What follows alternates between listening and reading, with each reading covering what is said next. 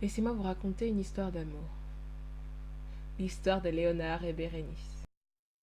Bérénice est une jeune et jolie fille qui a son premier rendez-vous galant.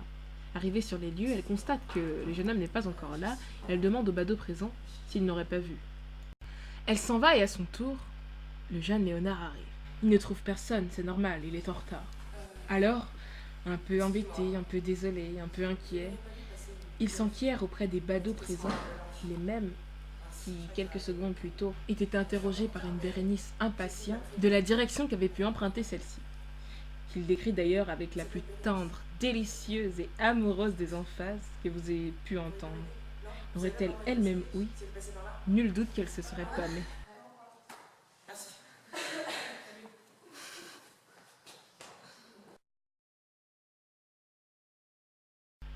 Quelque temps plus tard, des semaines peut-être, 2 mois disons, 1 an qui sait, ils se sont à nouveau donné rendez-vous.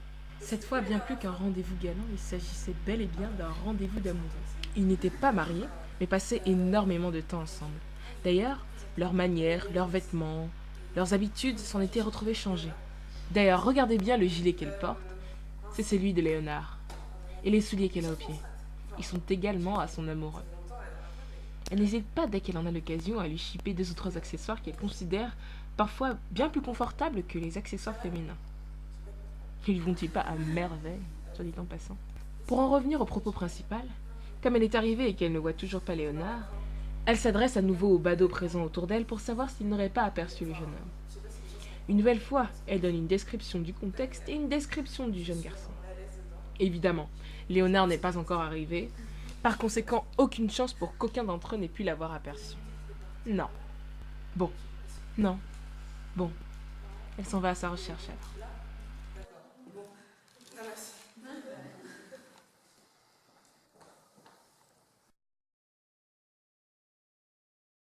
Quand Léonard arrive enfin, Bérénice est déjà partie.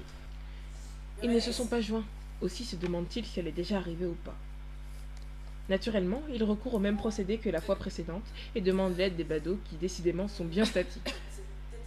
Oui, j'allais y venir. Oui, sa tenue, oui.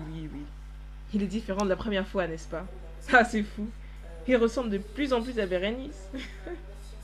Là, par exemple, il porte son foulard au cou. Et puis... Oh, ne serait-ce pas sa chemise également? Je vois qu'il lui a aussi pris ses postures.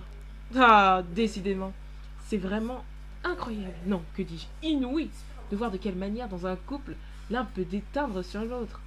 Ah, c'est fascinant, tout simplement. Oui, c'est comme si, au début, ils étaient tous les deux recouverts chacun d'une couleur unie, et qu'à l'arrivée, après tant et tant de contacts, de côtoiements, d'effleurements, d'accolades, chacun a marqué son empreinte sur l'autre, une empreinte visible, ce qui fait que les couleurs se mélangent.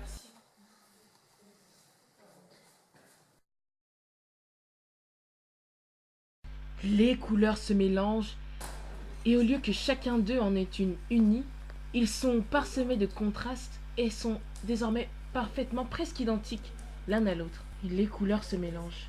Regardez cet être. C'est Léonice. Il est Bérénice et Léonard, l'androgyne. C'est, voyez-vous, le résultat de moments passés ensemble, de moments passés ensemble, de moments passés ensemble, de... Et au lieu d'avoir une couleur unie, les 2 couleurs qui les caractérisaient ont réussi à fusionner afin de n'en former qu'une seule, dont ils sont tous les 2 recouverts. C'est fini, ils n'ont plus besoin de chercher. Ils ont atteint l'idéal.